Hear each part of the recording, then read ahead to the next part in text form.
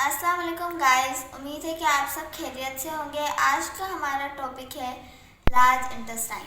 हमने last video में देखा था कि स्मॉल इंटेस्टाइन में डाइजेशन कैसे होती है और जो हमारा फूड होता है वो ब्लड में कैसे एब्जॉर्ब होता है। अब हम देखेंगे कि हमारा जो वेस्ट मटेरियल है वो कैसे बाहर जाएगा, हमारी बॉडी से एक्सक्रीट आउट होगा, ठीक है। और लार्ज इंटेस्टाइन में कुछ एब्जॉर्प्शन होगी, किन चीज़ों की एब्जॉर्प्शन होगी ये सब देखेंगे। तो हम देखते हैं कि जो हमारा जो अनडाइजेस्टेड फूड है, अनडाइजेस्टेड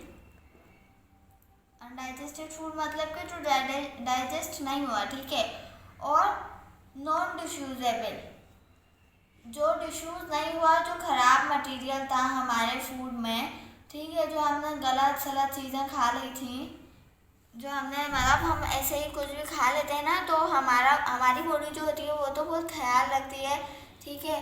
तो हमारी बॉडी इस बात का बहुत ख्याल रखती है कि कौन सी चीज़ एब्जॉर्ब करवानी है ब्लड में और कौन सी चीज़ बॉडी से बाहर एक्सक्रीट आउट करनी है। तो हमारा जो अनडाइजेस्टेड नॉन डिफ्यूजेबल फूड है वो हमारा मूव किया है कहाँ पर, लार्ज इंटेस्टाइन में अब आ गया है, स्मॉल इंटेस्टाइन से होता हुआ, ठीक है। अब यहाँ पर लार्ज इंटेस्टाइन को हम, जैसे स्मॉल इंटेस्टाइन को हमने पढ़ा कि स्मॉल इंटेस्टाइन क्यों कहते हैं, ठीक है। तो मैंने आपको वजह बता दी थी कि उसका डायमीटर स्मॉल होता है, जैसे कि आप यहाँ पर देख सकते हैं कि ये जो स्मॉल इंटेस्टाइन मैंने बनाया है इसका डायमीटर बहुत स्मॉल है, ठीक है।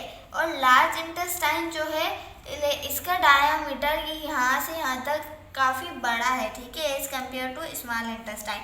तो लार्ज इंटेस्टाइन को लार्ज इंटेस्टाइन क्यों कहते हैं? ड्यू टू इस diameter called as large intestine, तभी हम इसे नाम देते हैं लार्ज इंटेस्टाइन।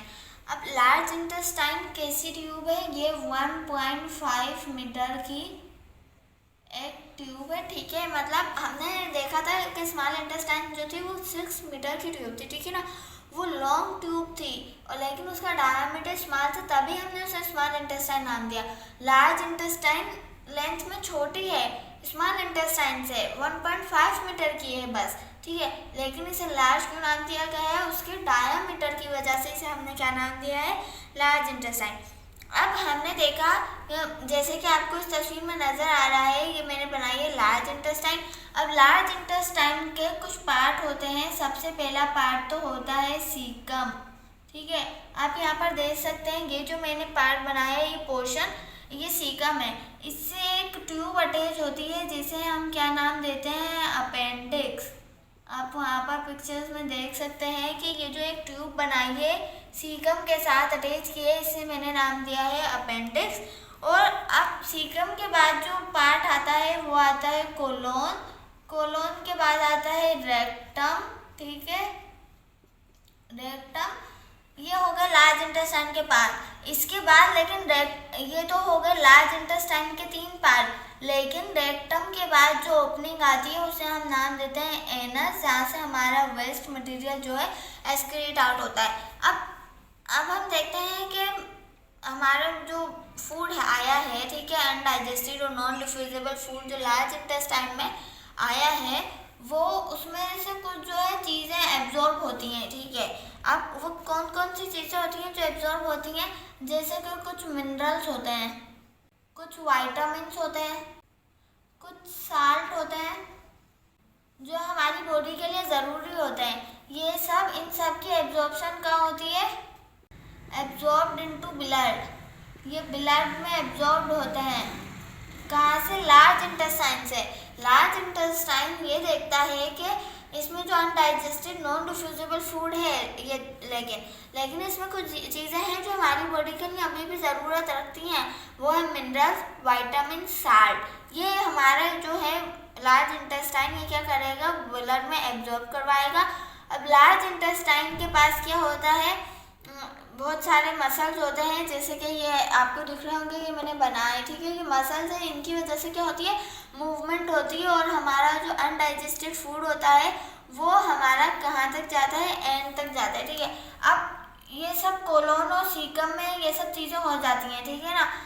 अब जो हमारा अनडाइजेस्टेड, बिल्कुल ही अनडाइजेस्टेड फूड है, वेस्ट मटेरियल है, वो कहाँ पर जाके स्टोर होता है? रेक्टम में स्टोर होता है, ठीक है, रेक्टम जो है स्टोर करता है, स्टोर वेस्ट मटेरियल।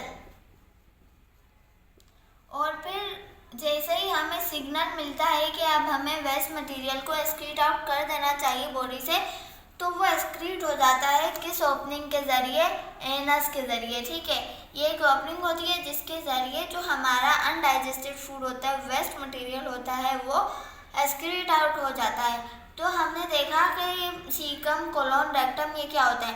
अब लार्ज इंटेस्टाइन के साथ ये ओपनिंग जो मैंने बताई अपेंडिक्स, ये ट्यूब जो मैंने बताई अपेंडिक्स या टेज है। ठीक है, ये वैसे तो कोई रोल प्ले नहीं करती है डाइजेशन में, लेकिन अगर कभी कभी ऐसा होता है कुछ चीज़ें हो जाती हैं जिनकी वजह से बॉडी में ये एक इन्फेक्टेड बॉडी बन जाती है। ठीक है ना, मतलब इन्फेक्शन खास कर देती है और इन्फ्लेम्ड हो जाती है, सूज जाती है। ठीक है, फूल जाती है।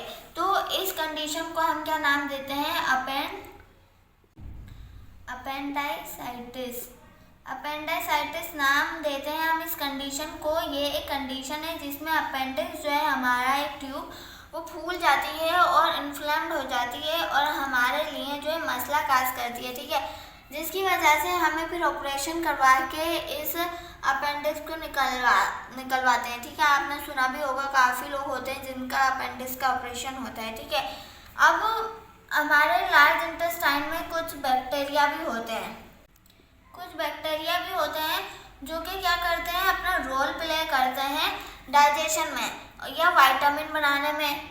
कुछ ऐसे बैक्टीरिया होते हैं, अब लोग तो ये समझते हैं कि बैक्टीरिया सिर्फ हार्मफुल ही होते हैं, जर्म्स होते हैं। ठीक है, लेकिन ऐसा बिल्कुल भी नहीं होता। बैक्टीरिया कभी कभी हमारी बॉडी के लिए फ़ायदा भी देते हैं। जैसे कि जो हमारे लार्ज इंटेस्टाइन में होते हैं बैक्टीरिया, वो क्या करते हैं, एक विटामिन को बनाते हैं, विटामिन के, जो हमारी बॉडी के लिए ज़रूरी होता है। ठीक है, ये क्या करता है, हमारा कभी कभी ऐसा होता है जब एक्सीडेंट वगैरह हो जाता है तो ब्लड नहीं रुक रहा होता। ठीक है ना, तो खून नहीं रुक रहा होता। ठीक है ना, बहता चला जाता है। तो इस वजह से क्यों हमारी बॉडी में क्या होता है, विटामिन के की डेफिशिएंसी होती है। विटामिन के नहीं होता हमारी बॉडी में, तो विटामिन के ही वो है जो हमें, मतलब एक्सीडेंट हो जाता है तो ब्लड को रोकने में कोशिश करता है। तो अगर हमारे पास बैक्टीरिया ये नहीं होंगे तो ये विटामिन के भी नहीं बनेगा।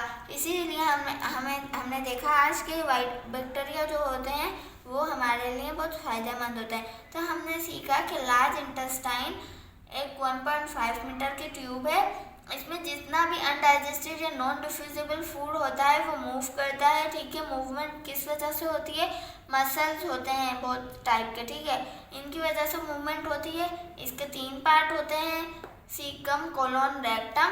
रेक्टम जो है एक स्टोरेज, एक बॉडी है जो कि स्टोर करती है वेस्ट मटेरियल लार्ज इंटेस्टाइन में, और फिर वो एक्सक्रीट आउट हो जाता है एनस के ज़रिए। ठीक है, और सीकम और कोलोन में जो फूड होता है तो वो वहाँ से मिनरल्स, विटामिन्स और साल्ट वगैरह एब्जॉर्ब करवाता है हमारी बॉडी में। ठीक है, इसके बाद सीकम में एक ओपनिंग होती है अपेंडिक्स की। ठीक है, एक ट्यूब होती है अपेंडिक्स। ठीक है, ये क्या करती है, इसका वैसे तो कोई रोल नहीं है। ठीक है, लेकिन जब अगर ये किसी भी वजह से इन्फ्लेम्ड हो जाए या फूल जाए, इन्फेक्ट हो जाए हमारी बॉडी में, तो उस कंडीशन को हम क्या नाम देते हैं, अपेंडिसाइटिस। और इस कंडीशन में हमें ऑपरेशन करवाना ज़रूरी होता है। ठीक है, और इसे निकलवाना ज़रूरी होता है। और उसके बाद हमने देखा हमारे लार्ज इंटेस्टाइन में कुछ बैक्टीरिया होते हैं जो कि विटामिन के को बनाते हैं। तो यहाँ तक था हमारा लार्ज इंटेस्टाइन तक हमारी जो डाइजेशन कंप्लीट हो गई, कि हमने देखा हम फूड कैसे खाते हैं और फिर वो हमारे स्टमक, स्मॉल इंटेस्टाइन और लार्ज इंटेस्टाइन में कैसे डाइजेस्ट होता है, कैसे एब्जॉर्ब होता है ब्लड में और कैसे एक्सक्रीट आउट हो जाता है हमारी बॉडी से।